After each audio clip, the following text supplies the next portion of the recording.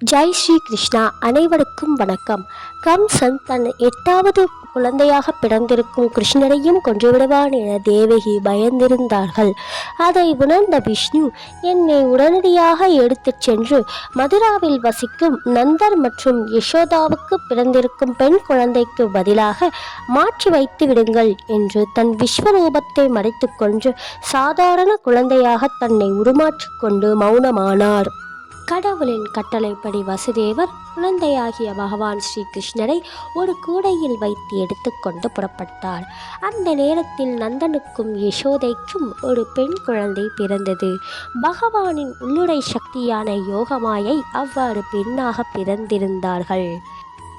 இந்த யோக மாயையின் சக்தியின் பிரபாவத்தால் கம்சனின் அரண்மனையில் இருந்தவர்கள் எல்லோரும், குறிப்பாக வாயிற்காப்பாளர்கள், ஆழ்ந்து உறங்கி போனார்கள்.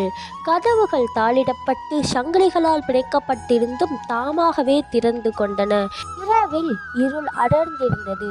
எனினும் வசுதேவர் கிருஷ்ணரை தம் மடியில் எடுத்துக்கொண்டு வெளியில் சென்றதும் சூரிய வெளிச்சத்தில் காண்பது போல் எல்லாம் தெளிவாக தெரிந்தன.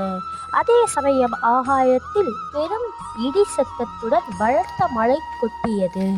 மழையில் வசுதேவர் கிருஷ்ணரை சுமந்து சென்ற பொழுது அவருக்கு மழையினால் இடைஞ்சல் ஏற்படாத வகையில் சேஷன் தனது விரிந்த பழத்தை குடையாக பிடித்து சென்றார். வசுதேவர் யமுனை ஆற்றின் கரையை அடைந்த பொழுது யமுனையில் அலைகள் ஆர்ப்பரித்து கொண்டிருப்பதையும் நீர்ப்பரப்பு முழுவதும் நுரை பொங்கி வருவதையும் கண்டார். வசுதேவர் கடந்து செல்வதற்கு ஏதுவாக நதியின் மத்தியில் பிளவை ஏற்படுத்தி அவருக்கு வழிவகுத்து கொடுத்தது. இப்படியாக வசுதேவர் யமுனை நதியை கடந்து சென்று கோகுலத்தில் இருந்த நந்த மகாராஜாவின் அரண்மனையை சென்றடைந்த பொழுது கோபாலர்கள் ஆழ்ந்த நித்திரையில் இருந்ததைக் கண்டார்.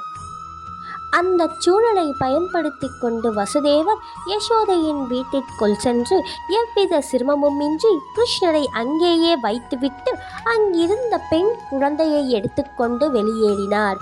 மீண்டும் கம்சனின் சிறையை அடைந்த பொழுது அவனுக்கு சந்தேகம் ஏற்படாதபடி விலங்குகளை திரும்பவும் பூட்டிக் கொண்டார். இந்த வீடியோ பிடிச்சிருந்தா லைக் பண்ணிவிட்டு நம்ம சேனலை சப்ஸ்கிரைப் பண்ணிக்கோங்க.